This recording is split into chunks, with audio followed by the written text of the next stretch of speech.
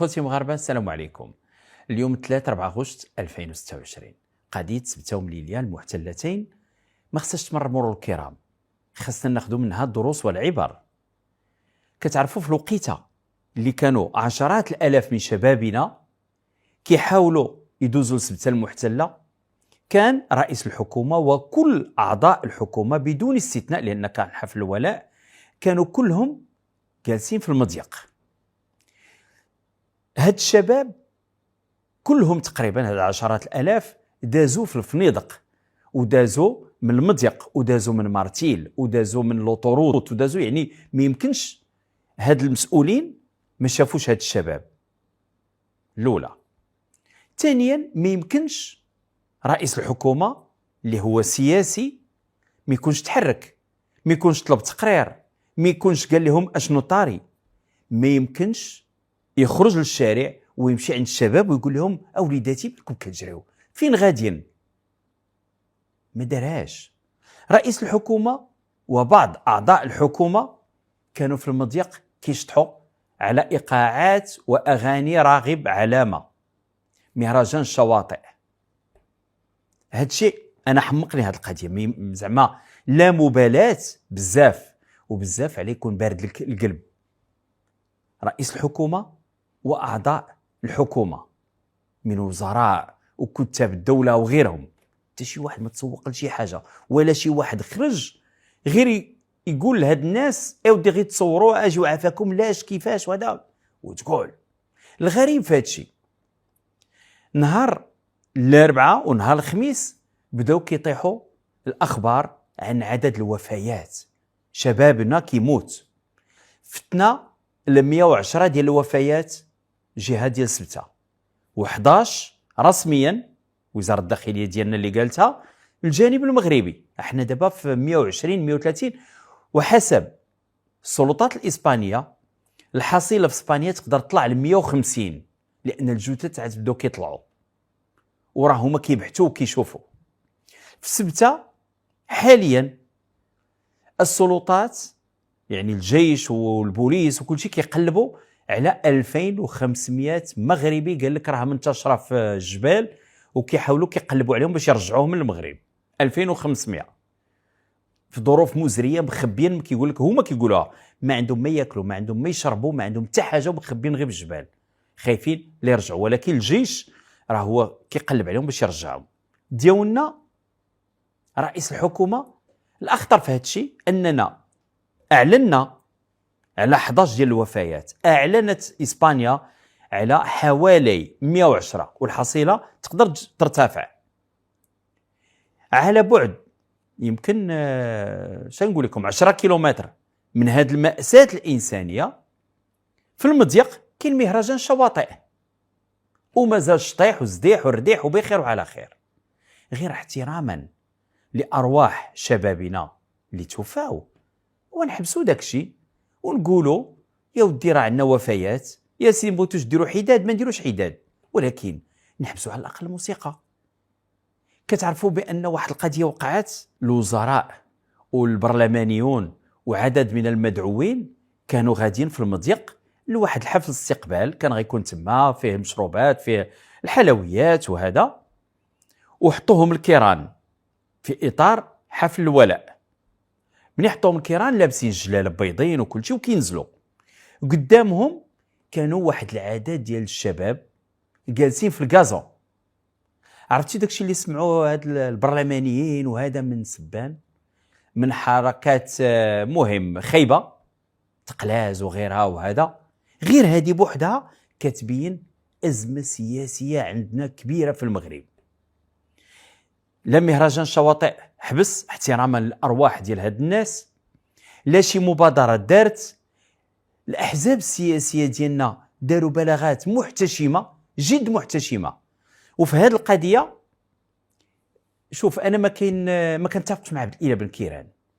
انا كنقول بان عبد الاله بن كيران خصو ياخذ التقاعد ديالو ويمشي في حالاته صافي، ويخلي ناس اخرين طاقات اللي غاديين يجددوا الهياكل ديال الحزب وهذا.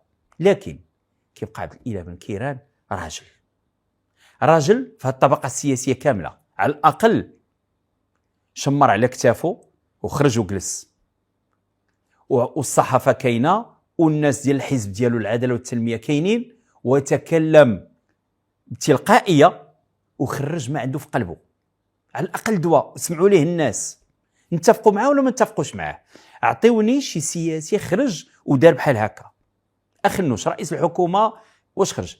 الشوكي اللي هو الامين العام ديال حزب الحمامه. فينا هي فاطمه الزهراء المنصوري؟ فينا هو مهدي بن سعيد تراكتور حزب الاستقلال؟ فينا هما الحركه الشعبيه؟ فينا هم داروا بيانات ولحوهم للصحافه ورجعوا اللور. انا غنسميه هادشي بانهم جبناء. في الوقيته اللي البلاد محتاجه لكم، في الوقيته اللي المأساة انسانيه كاينه، خاصكم تكونوا حاضرين. خليو شي واحد يقول هذا استغلال سياسي، ولكن على الاقل غتعاونوا بلادكم، على الاقل غتعاونوا الدبلوماسيه، تكونوا هذا، ماشي تسناو الضوء الخضر ويقولوا لنا ولا نقولوا لهم عاد نتحركوا عاد نديروا. الطامه الكبرى ان عزيز اخنوش زعما عندنا مشكل مع اسبانيا. رئيس الحكومه الاسبانيه جا السبته، الوزير الداخليه كلشي كيسب، المهم كاين السيد عزيز اخنوش صرت لسانه وتقول حتى تدوينه، حتى شي تدوينه ديال الله يرحم هذوك الناس اللي توفاو وحنا وهادي باسم الحكومه المغربيه وتقول احزاب بثلاثه، تراكتور، استقلال، وتقول شي تعازي رسميا، تعازي وكذلك المبادرات وشنو درنا وهاش غنديروا، ويخرجوا الامناء العامين ويدويو كما دار بن كيران. لا والو، كلشي سكت. وكما قلت لكم الطامه الكبرى ان عزيز اخنوش غادي يهز الطياره هو وعائلته واصدقائه، وغادي يمشي لمايوركا، جزيره مايوركا، اسبانيا. مشى يدوز عطله في اسبانيا، وحنا عندنا مشكل مع اسبانيا. تصوروا معايا، حنا كمجتمع مغربي احزابنا ساكته، حنا ضاربين الطم كمجتمع مدني، كلشي ضارب الطم. علاش قلت لكم خصنا ناخذ الدروس والعبار؟ اسبانيا، عايز اخنوش وصل لاسبانيا لمايوركا، ايوا سيدي بالوطيل هذا، وكان موجد في البرنامج حسب مصادر صحفيه، موجد واحد اليخت وموجد شحال من حاجه باش غيدير جولات كيجيو السلطات الاسبانيه كيخبروا عايز اخنوش، جمع قلوعك، سير في حالتك، راه كاينين مظاهرات ديال الاحزاب السياسيه والمجتمع المدني جايين لمايوركا ضدك. الصحافه الاسبانيه راه غتنزل بالثقل ديالها وغادي يصوروك وغيصيفطوا للمغرب، ماشي غيصيفطوا، غينشروا والمغرب غياخذ عليهم. من فضلك سير، لان في اسبانيا في مايوركا ديك الوقيته غادي يكون ملك اسبانيا والعائله ديالو. تصوروا معايا الملك ديالهم، عدد من الشخصيات العالميه وكل شيء جاي لمايوركا، غترتاح. غيجي عزيز اخنوش، غيجيو الجمعيات، غيجيو الاحزاب السياسيه، غيجي الصحافه وغترون القضيه. داكشي علاش قالوا ليه هو يجمع قلوعه ودخل في حالته المغرب. اسبانيا ما خبراتش عايز اخنوش مباشره، خبرات وزاره الخارجيه ديالنا. وزاره الخارجيه بوريطه عيط ليه وقال ليه دخل بالزربه، قضيه راه غادي شد طيارته ودخل من الرباط، جلس نهار وشد طياره البارح ودخل لاكادير. دابا اش جاي يدير في اكادير؟ قال لك جاي يرتاح، مشى لتغازوت. بغيت نعرف السيد كيفاش كيخمم، لا هو لا اعضاء حكومته، في الوقيته اللي خصو يكون في الرباط دابا مشمر على كتافه وخدام هذا الملف، كيشوف شنو غيدير فيه، شنو غادي نجاوب، شنو غندير، المبادرات، ندير تقارير لجلاله الملك، جلاله الملك غيصيفط ليا انا غندير لا سيد جاي يرتاح في تغازوت. عرفتوا ما يمكنش تكون عندك قلبك بارد، ما يمكنش تكون انتهازي سياسيا، هادشي كله طاري في البلاد وحنا ما مسوقينش، والسيد جاي يدوز عطله، وعدد من الوزراء قال لك مشاو للخارج يدوزوا عطله.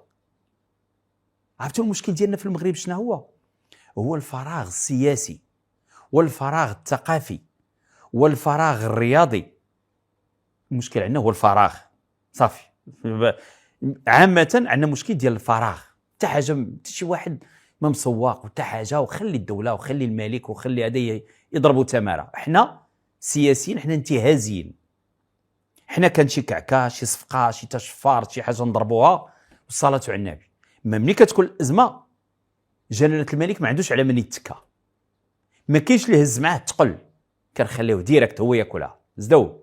ماشي غير في هذه، في عدد من الامور اللي كانت حرجه ديما كنخليو حنا الملك. الاحزاب كلها كترجع للور، كلشي كيضرب الطم، ما كاينش شي سياسي راجل ويخرج وهذا يلا هو بن كيران. واش كان كيتسنى الضوء الخضر؟ كان كيتسنى شي واحد يقول ليه شي حاجه؟ تحمل مسؤوليته لانه راجل، نتفقوا معاه ولا ما نتفقوش معاه، خرج كيدوي، على الاقل كيدوي، على الاقل سمعوا ليه الناس، بغيناه ولا ما بغيناش، لكن راجل شي تعمد وتقول. وغادي نعطيكم امثله عاوتاني.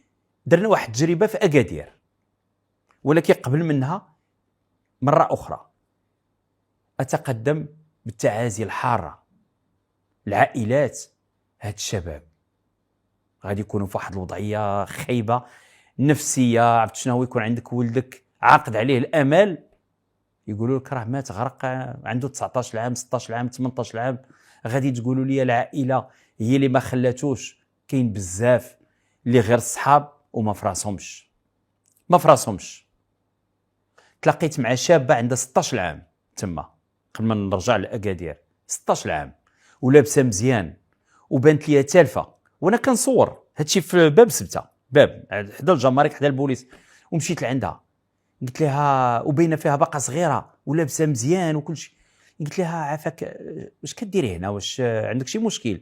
قالت لي لا غادي نحرق. قلت لها زعما ما بيناش عليك خاصك شي حاجه وهذا، واش والديك فراسهم؟ قالت لي لا، جيت انا وصاحبتي مع الزحام ما عرفتش فينا هي. ايوا وانت اش غديري؟ واش قابله تلاحي في هذا الماء؟ وديك الساعه حنا واقفين فوق الحيط، وهذا الزحام شوفي الزحام ليه، راه غير هذا يطلع شي فوق شي ولا هذا معسوك، كي غادي ديري؟ بقات تالفه وقالت لي عافاك نقدر نبقى حداك؟ قلت لها بقاي حدايا. المهم خايفه، يمكن اخر لحظات تخلعات، صور داكشي اللي غنصور هذا وهي حدايا. من بعد ديتها امنتها حدا واحد البوليسي، قلت لها عافاك خليها حداك تنكمل اموري، ورجعت. قلت لها شنو غديري دابا؟ قالت لي خفت بغيت نرجع للدار. واخا كيفاش غترجعي؟ قالت لي ما عرفتش. واه كيفاش ما عرفتش؟ بنت عندها 16 عام، والديها بجوج خدامين في البنكه، زعما مستوى اجتماعي زوين. كيفاش فلانه هذه شحال في جيبك؟ 50 درهم.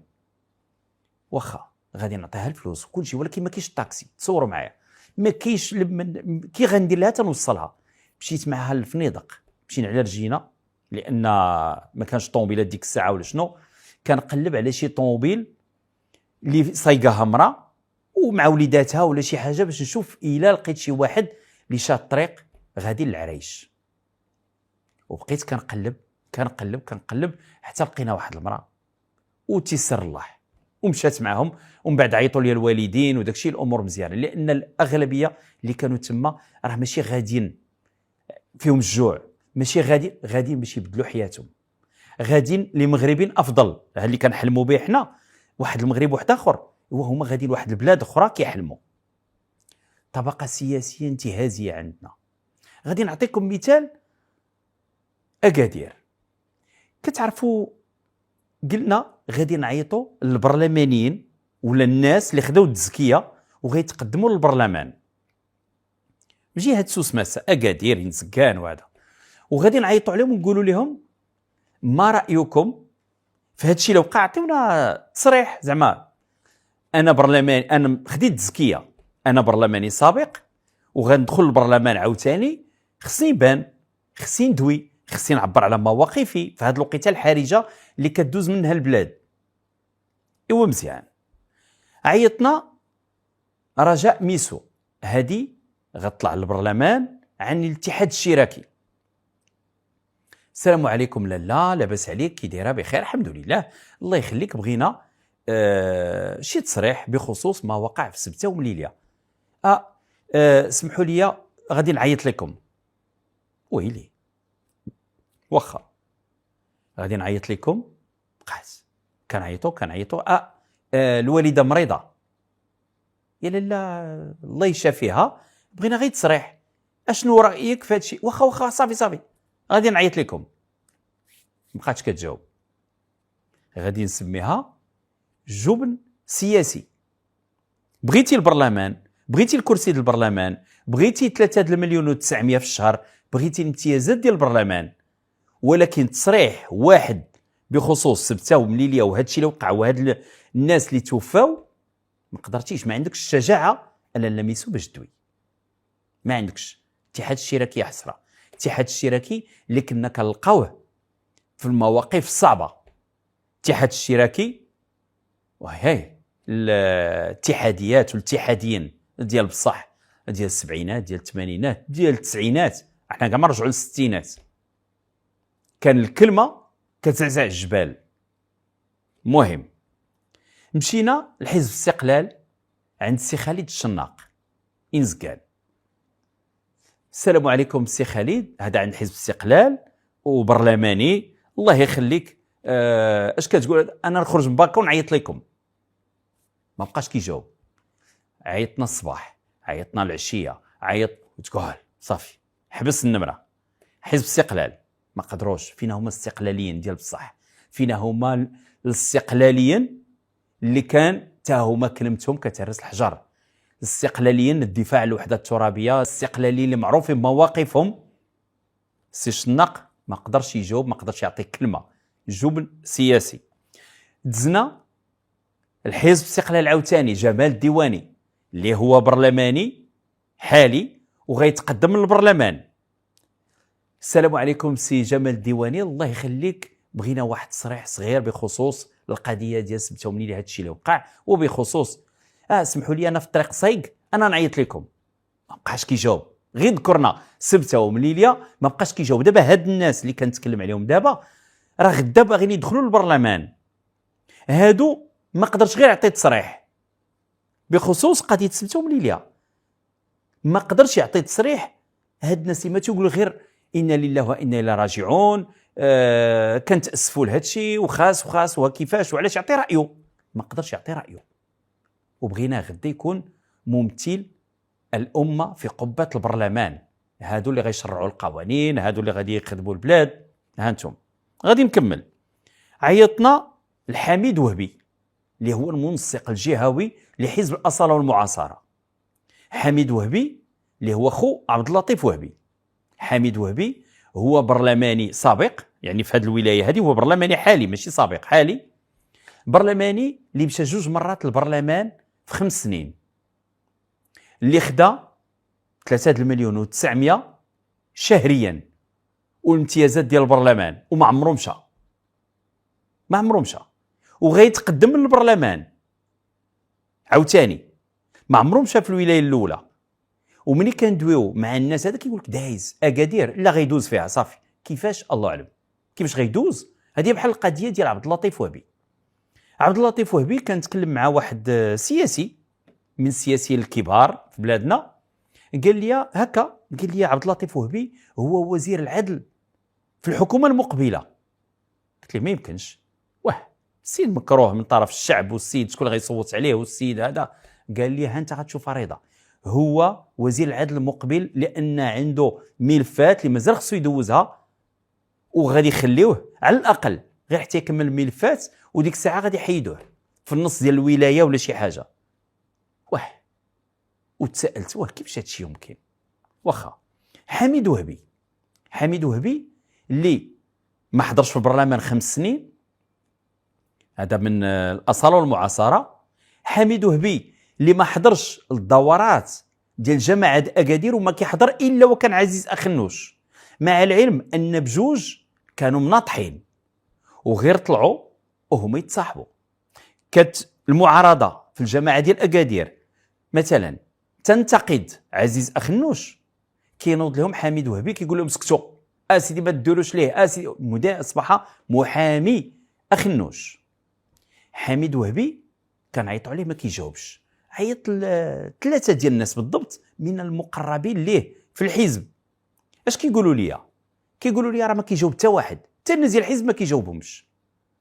كيفاش حميد وهبي الله يشافيه اللي هو مريض ما كيجاوبش الناس ديال الحزب غادي الانتخابات من غير اللي عنده ضمانات بان غادي يدوز، وصوتوا ولا ما تصوتوش عنده دياولو غادي يدوزوه. قال لي ما كيجاوب حتى واحد، ماشي حيت مريض، لا لا لا ما كيجاوبش، هو هذه 50 ما كيجاوب حتى واحد. اللي عيط ليه ما يجاوبوش، الناس ديال الحزب كيعيطوا عليه ما كيجاوبهمش، الناس ديال الهياكل ديالو يعيطوا عليه ما يجاوبهمش. بقينا كنعيطوا عليه ما كيجاوبش، رسائل ما كيجاوبش. بغينا بحال هاد السياسيين غدا في قبة البرلمان. عيطنا لزينة إدحلي. زينة إدحلي هي الفتاة المدللة ديال عزيز أخنوش في حزب التجمع الوطني الأحرار. زينة إدحلي خوها مشارك مع أخنوش ولا أحد شركاء عزيز أخنوش في شركة أفريقيا غاز، وهزو اختك مشارك، انت مشارك معايا واختك غندخلوها للسياسه، وهزيناها وباراشوتيناها، درنا لها مظله ولحناها في الحزب، وخلق واحد الازمه في الحزب بحيث واحد العدد ديال النساء الحزب مستاءات كيقول لك واش هاد الشيء حنا كناضلوا، حنا دزنا في الشبيبه، حنا درنا وهزوا وحده من الفوق لان عندها الفلوس وحطيناها لان خوها مشارك مع اخنوش. زينة إدحلي اللي سياسيا لا تفقه شيئا، زينة إدحلي 50 البرلمان، خدات 3 مليون و900، خدات الامتيازات ديال البرلمان، خدات، ما عندهاش شي حاجه تذكر في البرلمان، ولا دافعت على مدينه اكادير، ولا جابت مشاريع، ولا دارت شي حاجه.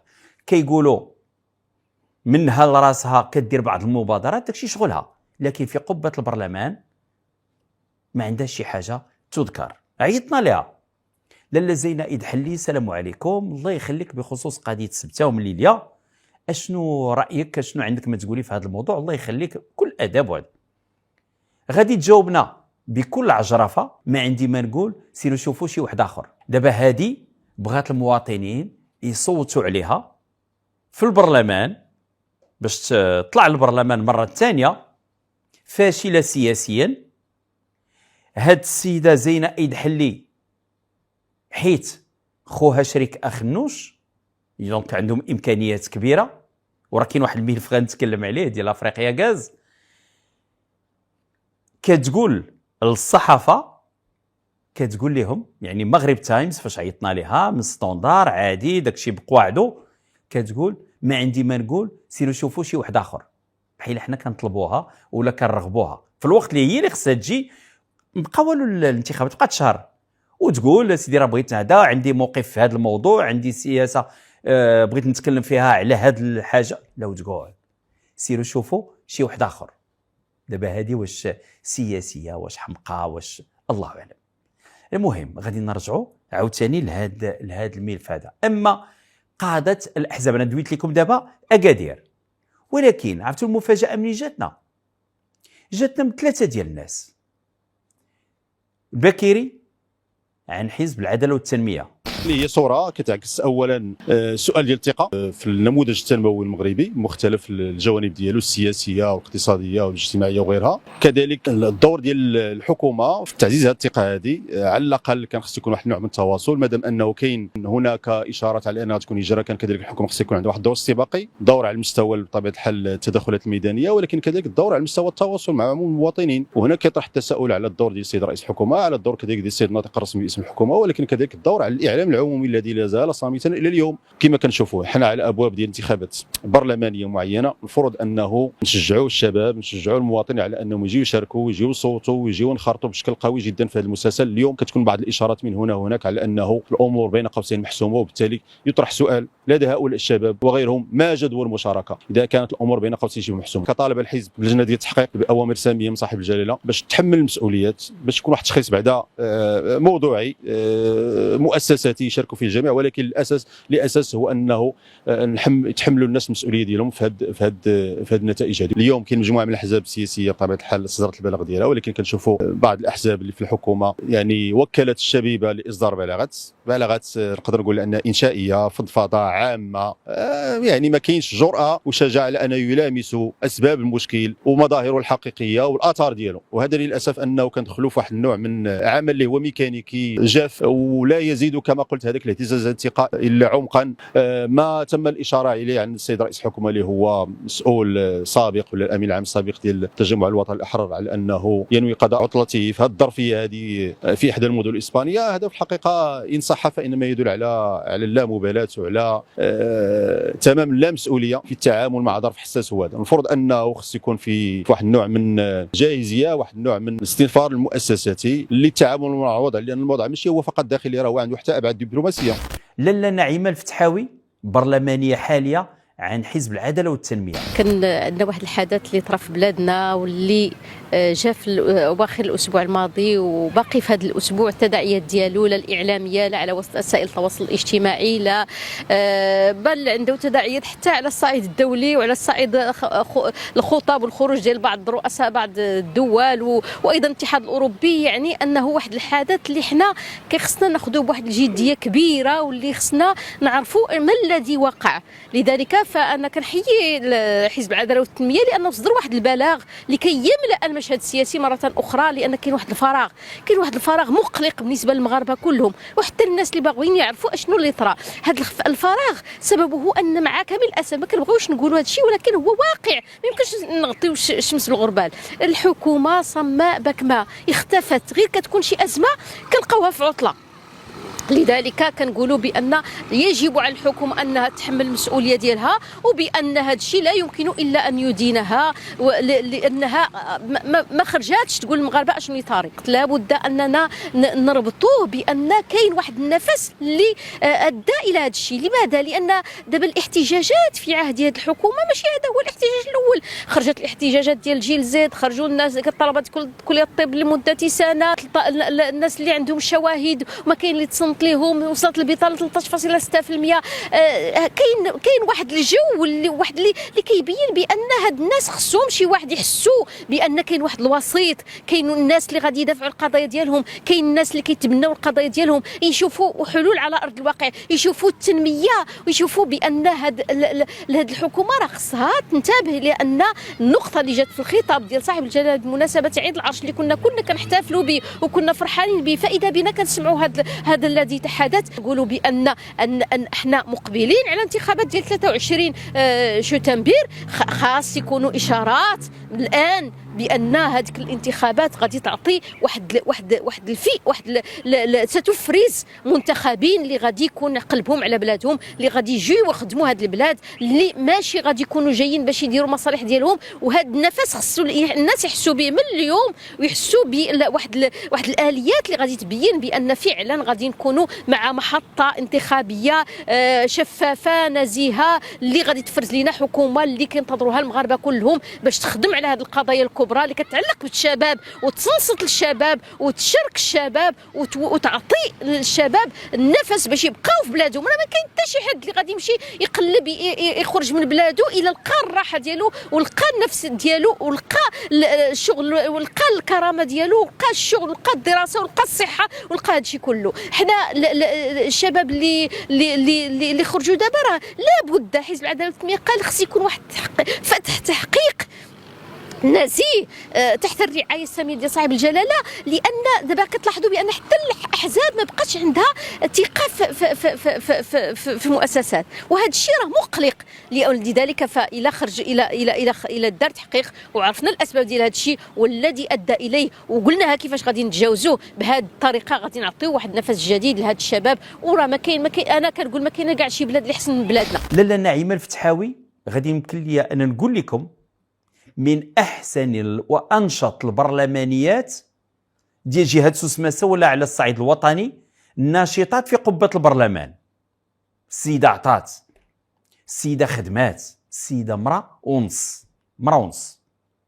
نتفقوا مع العداله والتنميه ولا ما نتفقوش، نعيمه الفتحاوي اش نقول لكم، الروعة في التواصل، احترافية في التواصل، موقفها إنساني مع الساكنة، الكل يحبها، والسيدة اللي دق بابها هنا. وفي قبة البرلمان السيدة الخدمة وعطاء. عيطنا ومريبط حزب التقدم الاشتراكية. صراحة كنحيو مغرب طمس على الاهتمام ديالو بهذا مثل هذه المواضيع اللي عندها واحد يعني الاثار كبير على المجتمع. اكيد ان هذا الوضع الحالي ماشي الاول من نوعه، كانت سبقاته موجه اخرى هذه واحد سنتين اللي كتحمل فيها ماشي غير الحكومه هذه، الحكومه السابقه يعني مسؤوليه، ولكن تبقى المسؤوليه الكبيره الحكومه الحاليه باعتبار انها غرقت المغاربه بوعود يعني ورديه بمختلف القطاعات وفي مقدمتها اوضاع ديال التشغيل. كنعرف بان الحكومه الحاليه في البرنامج ديالها انها عطاتنا واحد الرقم ديال مليون منصب شغل في بدايه الولايه ديالها على اساس بمعدل 200 الف منصب شغل كل سنه. اللي كنتفاجئوا بانه ما فتناش 94 الف منصب في نهايه الولايه، بمعنى انه مشروع ديال التشغيل في مستوى الحكومه الحاليه مشروع فاشل بامتياز. ملي كنشوفوا نسبه البطاله تتجاوز 13%، هو سابقه من نوعها في المغرب. ملي كتشوف مثلا الحكومه الحاليه كتشوف واحد لينات داك الشباب اللي ما كيتابعش الدراسه ديالو، ما كيديرش تكوين وماشي وضعيه شغل، كيتجاوز 2,800,000 بمعنى رقم قياسي، يعني انه نسبه البطاله في صفوف الشباب تجاوزت كل الارقام. هذا كيعطينا بان الحكومه الحاليه الوعود ديالها كلها فاشله، وثم انها يعني الجميع يعني المحاولات اللي دايره بانها تنقذ الموقف على غرار برنامج فرصه وعلى اوراش وما الى ذلك، فهو برامج فاشله جدا. صراحه مؤسف جدا نشوفوا دوك الاوضاع ونشوفوا الشباب منهم نساء، مؤلم جدا بدك العدد الهائل جدا انهم يعني يرون في يعني بعد البحر ما وراء البحر هو بالنسبه لهم جنه. صحيح ان هناك مبالغه في هذه الارقام، مثلا العدد اللي انتقل كامل ماشي كلهم في وضعيات يعني مزدريه في البلاد. كاين هذا المشكل كنقولوا بانه مشكل كبير جدا ديال الشغل في المغرب وازمه ديال الشغل، ولكن في نفس الوقت هناك ناس اللي ربما عندهم واحد العمل قار اللي ممكن يعيش به، ولكن هو ملي كتفتح لك الباب كيقول بانه راه خصو يهرب ما وراء البحار. هذه فرصه تاريخيه والنتيجه راك شتيها، نتائج كارثيه بكل امتياز، موفيات بالجمله، يعني واحد الاوضاع كارثيه انسانيه، ثم ايضا تناول يعني كل الوسائل الاعلام الدوليه. هذا الحدث مؤسف جدا انه ايادي تشهر المغرب بهذا الشكل هذا. للاسف الشديد نتمنى ان الحكومه لو انه كانت حكومه حقيقيه دابا واخا بقات في نهايه الايام ديالها الاخيره انها على الاقل في اطار النظام تقدم استقالتها، لان هذا وضع مزري جدا ويعني كيقيس بشكل مباشر سمعه المملكه المغربيه. بالرغم من المجهودات اللي كيقام بها صاحب الجلاله في كل المناسبات، وفي اول يعني الخطاب ديالو في افتتاح البرلمان اشار الى الشغل واعطى رقم مهم جدا، واعطى واحد الرقم اخر يعني 500,000 منصب شغل، واعطى موارد ديال في اطار الاستثمار في البلاد انها على الاقل نقدوا ما يمكن انقاذه فيما يخص التشغيل. لكن للاسف الشديد الحكومه الحاليه ابت الا ان تغرق الجميع، تغرق المغاربه، تغرق البرلمانيين في المعارضه، تغرق الجميع بارقام خياليه، ولكن تنزيل الواقع لا نجدها بتاتا. نقول بانه راهو فرض التعليم، جابوا الرياده، وانهم جابوا داروا لامو، وانهم صنعوا الملاعب. الشاب ما باغيش هادشي كامل، هذاك لامو ما كايناش. 8 المليون ديال الشباب ديال المواطنين والمواطنين ما كيستافدوش من لامو. ثم انه الرياده مشروع فاشل، المواطن هو الحق يختار ربا ويصوت على من يراه ملائما ومن يراه يعني احق بتدبير شؤونه في مستقبل من الايام. بقات لنا الانتخابات شهر تقريبا ولا شهر و10 ايام، والاجواء السياسيه بارده، الناس في عطل، ما كاينش داك الحماس ديال الانتخابات اللي كنا كنعرفوا. تصويت شخصيا ما عرفتش كيفاش غادي يكون في ظل هذا البرود السياسي اللي كاين. واش خصنا نقاطعوا؟ غادي نقول لكم لا. انتم انا عطيتكم لائحه ديال ناس غادي يتقدموا للبرلمان ما قدروش يجاوبوا، ما عندهمش الشجاعه، وجبناء سياسيين شي وحدين فيهم ما قدر حتى واحد يدوي، كلشي ساكت. واش هادو غادي نخليو غنقاطعوا الانتخابات ولا ما غنمشيوش نصوتوا باش نخليو هاد الناس يدوزوا؟ الا ما صوتناش راه هادو هما اللي دايزين، لان ضامنين شويه ديال الاصوات، وهذوك الاصوات مخول لهم باش غيدوزوهم. غادي يبيعوا الضمائر. كاين اللي عندهم فلوس كبيره، واي واحد غادي نقولها لكم جبد 200 درهم ولا جبد مليون عرفوه شفار. اي سياسي عطى ريال شفار، لان ما غاديش يعطي ريال حبا في هذا الوطن، حبا في المواطنين، حبا في المغرب. لا، غادي يعطي ريال باش يجمع 5 ريال، غادي يعطي مليون باش يجمع 10 المليون، غادي يشري التزكيه ب 500 مليون باش غيدخل 5 المليار. وهنا عدد من السياسيين كيتكلموا على بعض الامناء العامين اللي حرفتهم هو بيع التزكيات. ما كاين غير 200 300 حتى ل 500 مليون، وكاين 100، وكاين على حسب المنطقه، على حسب الحجم، على حسب شكون، على حسب، وكيجمعوا ثروات هائله بعض الامناء العامين. وهذا الشيء راه تذكروا سياسيين قالوها وفضيحه، ولا احد كيتكلم في هذا الموضوع ولا يحرك شي حاجه.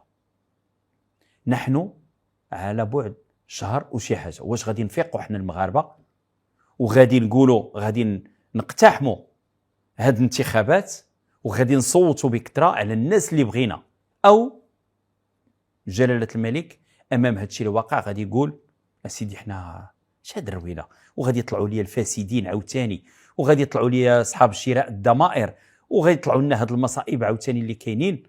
غنشوفوا شي حل، وغادي ندير واحد الحكومه تكنوقراطيه، وساتحمل مسؤوليتي اننا غندير هاد الحكومه هذه، وغادي هاد الاوراش ديال الصحه والتعليم وهذا غنوقف عليهم بيديه انا والديوان ديالي وهذا، وغنزيدوا بهذا الشيء لقدام، غنوصلوه لبر الامان، وديك الساعه نديروا انتخابات اخرى. الله اعلم، هذا الشيء ما نقدرش نعرف فيه هنايا. انا غير قلت يمكن واش حنا غنمشيو انتخابات وغنصوتوا وغنطلعوا ناس كفاءات، او الحل الاخر اللي غادي يمكن يدار. يمكن نحن على شهر ونص واحد البرود سياسي، حتى شي واحد ما محركه حتى حاجه، كلشي عطله. الناس ماتوا لينا ولا تعازي رسميه كانت، الناس ماتوا لينا على بعد كيلومترات، شطيح وبخير والحفلات وداك الشيء كلشي كاين عادي، بحال الا هذوك دبان سرق الزيت شي حاجه مات مخليها. كاين شي حاجه ما راكباش بلادنا. ملي كنشوفوا كيفاش مجتمع مدني، احزاب سياسيه غير هددوا بان غيمشيو لمايوركا، الاخنوش جمع قلوعه. مجتمع مدني نشيط، احزاب سياسيه ناشطه، ما محتاجاش نشوف رئيس الحكومه، نشوف فلان، لا عندها البرنامج السياسي ديالها، عندها الاهداف ديالها وخدامه. حنا ديالنا انا باش قلت لكم هاد قضيه سبته ومليليا ما خصهاش تمر مرور الكرام، خصنا ناخذ منها دروس، لا سياسيين لا مجتمع مدني ولا اللي بغينا، لان لحد الان الامور لا تبشر بالخير. ملي كنقول لا تبشر بالخير، هاد السكات، هاد الاحزاب ما كايناش، هاد الفراغ السياسي، فراغ الثقافي، فراغ الرياضي، الفراغ عامه لا يبشر بالخير. خصنا شي حاجه تفيقنا، شي حاجه سلميه وحضاريه اللي تفيق المجتمع المغربي. خصنا اللي غيطلع للبرلمان خصنا نساء ورجال، نساء ورجال اللي كيتحملوا مسؤولياتهم، اللي ما كيتخباوش مورا الاحزاب ويتخبى في هذا، بحال هذه اللائحه اللي عطيتكم مثال صغير وبسيط. ايوا تبارك الله عليكم، والله يحفظنا ويحفظكم ويسر اموركم، وان شاء الله خير. نتمنى الخير لهذه البلاد، نتمنى الشفاء لصاحب الجلاله وطول العمر ان شاء الله. الله يسر اموركم وان شاء الله خير، نبقاو متفائلين بمستقبل افضل لهذه البلاد هذه.